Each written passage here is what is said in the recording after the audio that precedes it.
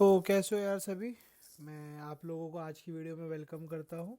आज की जो वीडियो है हमारी वो टेबल्स इन HTML के ऊपर जो है वो रहने वाली है। लास्ट वीडियो में हमने इमेजेस इन HTML के बारे में समझा, और जो लोग डायरेक्टली इस वीडियो पे आए हैं मैं उनकी इन्फॉर्मेशन के लिए बता दूं कि हम लोग यार एक प्लेलिस्ट को फॉलो अप कर रहे हैं, जहाँ पे हम लोग सीरियल वाइज जो टॉपिक्स है HTML के उसको कवर अप जो है वो कर रहे हैं।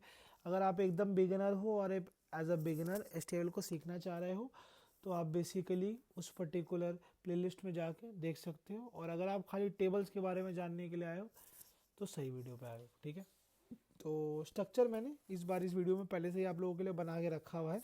छोटी सी बात बता दूं तो बात यह है कि असल में मैं रिकॉर्ड कर रहा था, but previous video record button दबाना भूल गया उसका, और मुझे ऐसा लग रहा था वो रिकॉर्ड हो रही है, उसी वजह से ये स्ट्रक्चर बना हुआ है। तो टेंशन मत लो, ठीक है।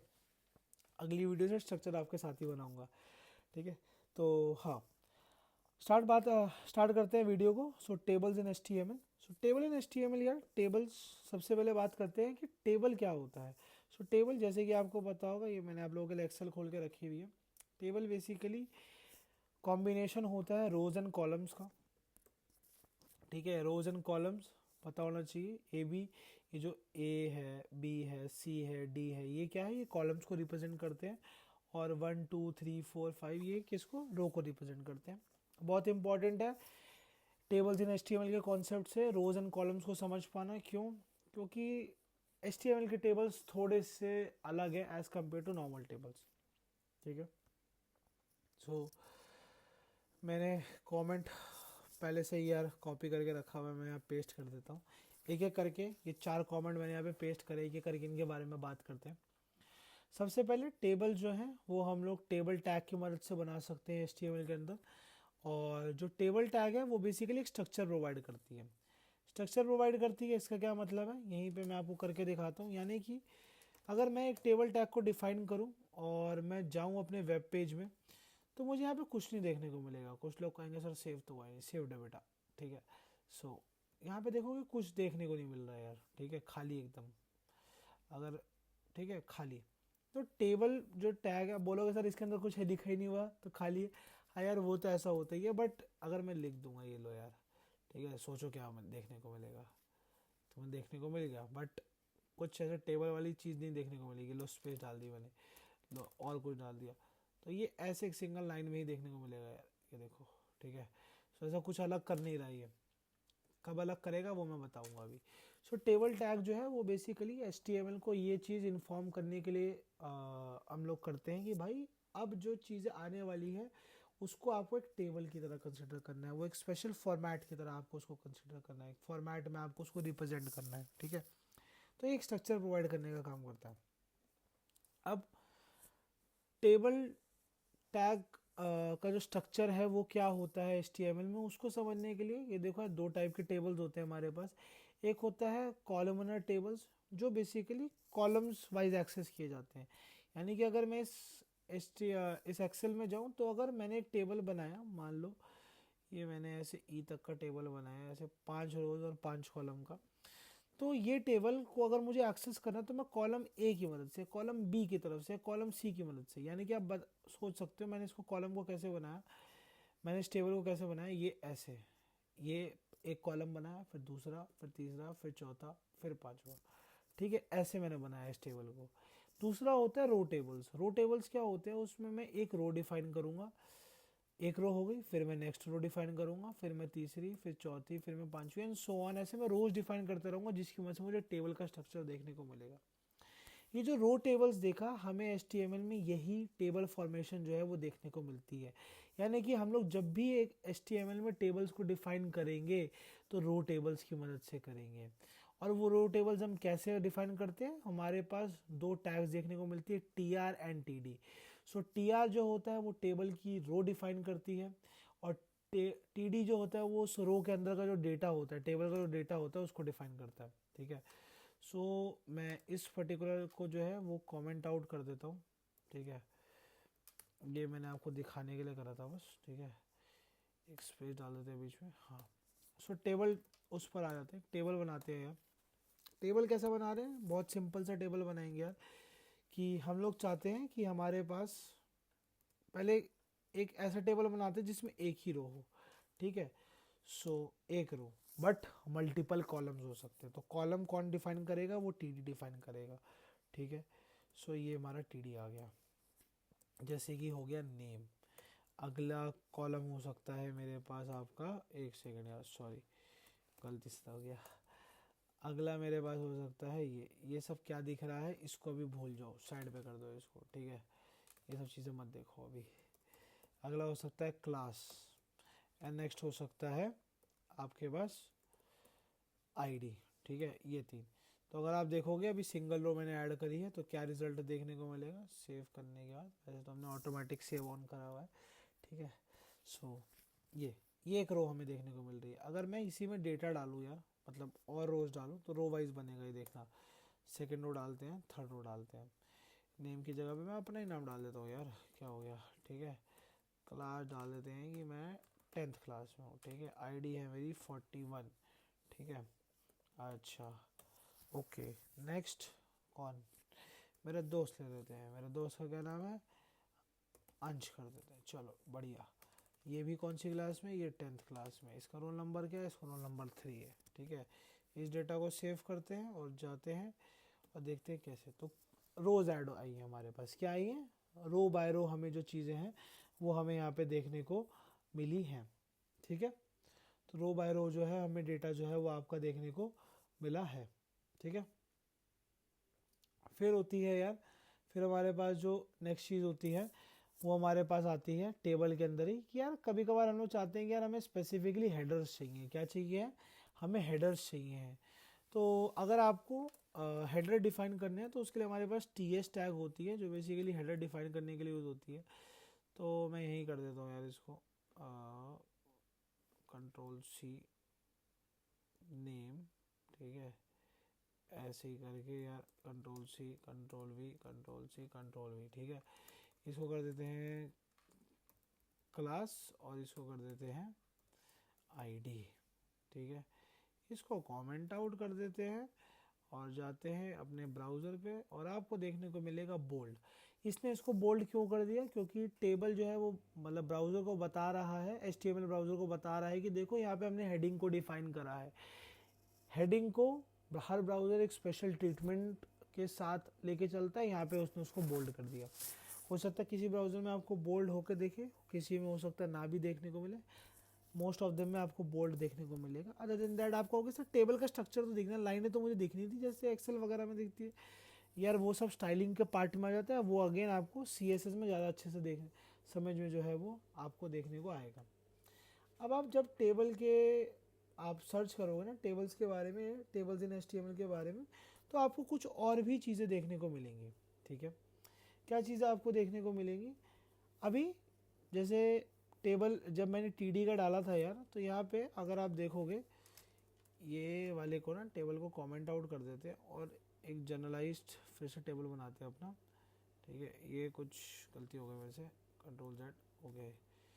सो इसको एक सेकंड ना अनकमेंट आउट कर देते हैं, वो इतने सारे कमेंट्स झेल नहीं सकता भाई इकट्ठे, ठीक है।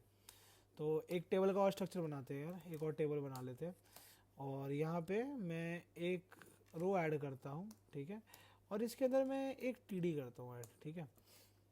सो यहाँ पे ना मैं इसको सिंपली A कर देता हूँ। यहाँ पे हमारे पास एक चीज़ होती है कॉल स्पैन करके, क्या होता है कॉल स्पैन।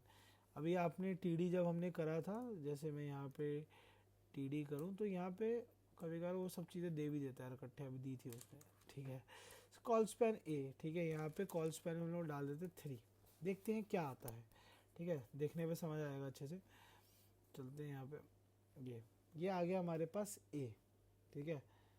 सो स्पैन क्या होता है बेसिकली, ठीक है। सबसे पहले बात आती है स्पैन क्या होती है। एक काम करते हैं थोड़ा सा और डेटा डालते हैं, आपको और अच्छे से समझ में आएगा। यहाँ पे अब मैं नॉर्मल डालूंगा, ठीक है। TD, यहाँ पे TD, यहाँ पे डाल देते हैं B, ठीक है। और एक और रो ऐड कर देते हैं जिसमें हम लोग स्पैनिंग ऐड नहीं करेंगे, ठीक है। उसमें अरे यार ओके, स्पैनिंग ऐड नहीं करेंगे, डायरेक्टली उसके बिना डाल देंगे। देखते हैं हमें क्या देखने को मिलता है। और एक दो और इसको ना रेप्लिकेट कर देते हैं, यहाँ पे सी डी भी डाल देते हैं, सी यहाँ डाल देते हैं, डी एक और डाल देते हैं, ठीक है, ई भी डाल देते हैं, जाते हैं वापसी वहाँ पे। और ये देखो अब आप क्या देख पा रहे होगे, कॉल स्पैन 3 डाला मैंने, तो ए के बाद आपको 2 कैरेक्टर जो है वो मिसिंग देखने को मिल रहे हैं, ठीक है। ए के बाद आपको empty space and then D आया। सो कॉल स्पैन क्या होता है, अगर आपको कुछ पे मतलब ये बेसिकली न्यूमेरिकल स्पेसेस डालने के लिए होता है, मतलब जो भी न्यूमेरिकल वैल्यू आप डालोगे उससे -1 में ये स्पेसेस ऐड कर देता है, उसके बाद से ये कैरेक्टर जो है उस रो में जो है वो डलवाना शुरू करता है। जैसे कि अगर मैं यहाँ पे 4 कर दूँ, कॉल स्पैन 4 कर दूँ, यानी कि ए के बाद 3 स्पेसेस जो है वो छोड़ी जाएगी और उसके बाद जो नेक्स्ट कैरेक्टर है उसको वो डाला जाएगा। तो देखो 3 स्पेसेस छोड़ी और उसके बाद ये आपने करा। आप अगर यही सेम काम रो में करना चाहो तो आप रो स्पैन भी डाल सकते हो, ठीक है। अब मुझे पता नहीं यार वो कैसे चलती है, मैंने कभी उसको इस्तेमाल नहीं करा, उसका इस्तेमाल इतना होता भी नहीं यार फ्रीक्वेंटली, बट इसी रो को वापस डलवा देते हैं या ये ऊपर वाली को वापस डलवा देते हैं नीचे, ठीक है। रो स्पैन का हम लोग बहुत कम यूज़ करते हैं, ज़्यादातर केसेस में हम लोग यूज़ नहीं करते, इसीलिए मैं भी फर्स्ट टाइम ही कर रहा हूँ। बट जैसे कि आप देख पा रहे होंगे कि यहाँ पे उसने एक रो का जो है वो गैप दे दिया। क्या कर दिया इसने, एक रो का जो है वो गैप दे दिया, ठीक है। कहाँ गया, ये रहा। तो उसने एक रो का ऊपर और एक रो का नीचे जो है वो गैप जो है वो डिफाइन कर दिया। एक बार मैं इसको 1 करके फिर से आपको दिखाता हूँ, ये देखो ये नॉर्मलाइज हो गया, 0 गैप हो गया है यहाँ पे, ठीक है।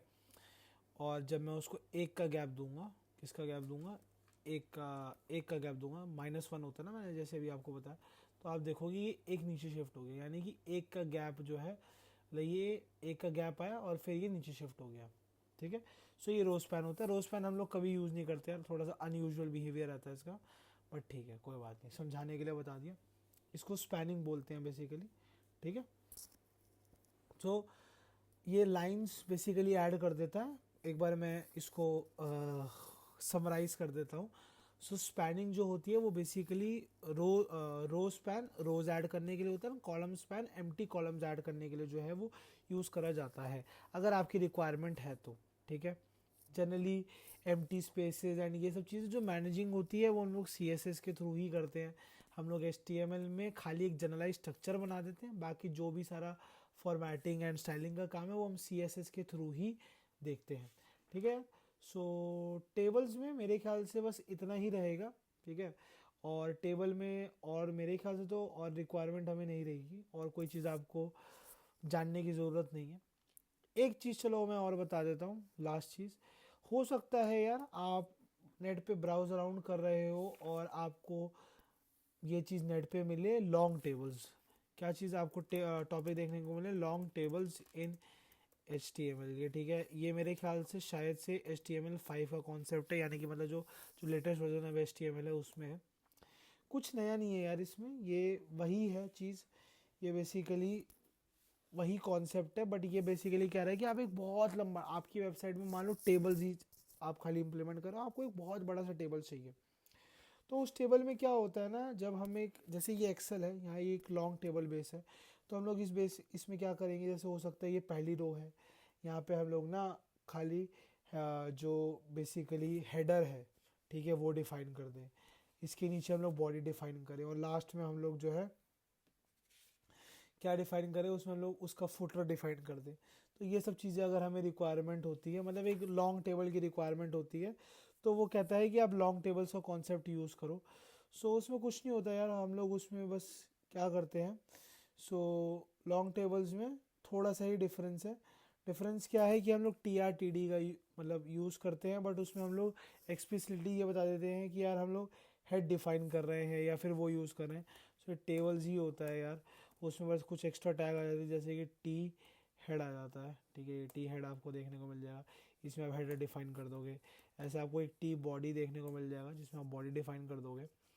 और लास्टली आपको एक ऐसे ही आपको एक टी फुट देखने को मिल जाएगा, ये देखो ये रहा फुट, इसमें आप फुटर डिफाइन कर दोगे, ठीक है। ये थोड़ा सा ज़्यादा आपको डिटेलिंग्स पे फोकस करना है तो आप ये पर्टिकुलर फॉर्मेट यूज़ कर सकते हो, नहीं तो मैंने इसका यूज़ कभी नहीं करा अपनी लाइफ में। हम लोग बेसिकली टेबल टीएच का यूज़ हो जाता है, ठीक है, बट अगेन स्टाइलिंग से अगर आप टीआर भी यूज़ कर रहे हो तो कोई प्रॉब्लम नहीं है, बट हाँ टीएच से बस ये हो जाता है कि हम ये बताना चाह रहे हैं अपने टेक्स्ट एडिटर को या फिर ब्राउज़र को कि भाई देखो हमने एक्सप्लिसिटली यहाँ पे एक हेडिंग डिफाइन करी है।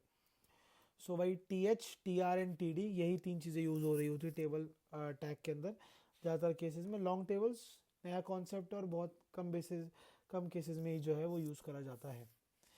लास्टली वीडियो को ख़त्म करने से पहले टेबल का यार खाली स्ट्रक्चर HTML में डिफाइन करेंगे, स्टाइलिंग एंड जो भी सारी चीज़ें हैं उसके लिए हम लोग CSS का सहारा जो है वो लेंगे। तो आज की वीडियो को यहीं पे एंड करते हैं। सो टेबल के कॉन्सेप्ट में बस इतना ही था, ठीक है। तो वीडियो अगर अच्छी लगी हो तो चैनल को सब्सक्राइब करो, वीडियो को लाइक करो, और अब चलते हैं, ठीक है। Tata bye bye, next video में मिलते हैं।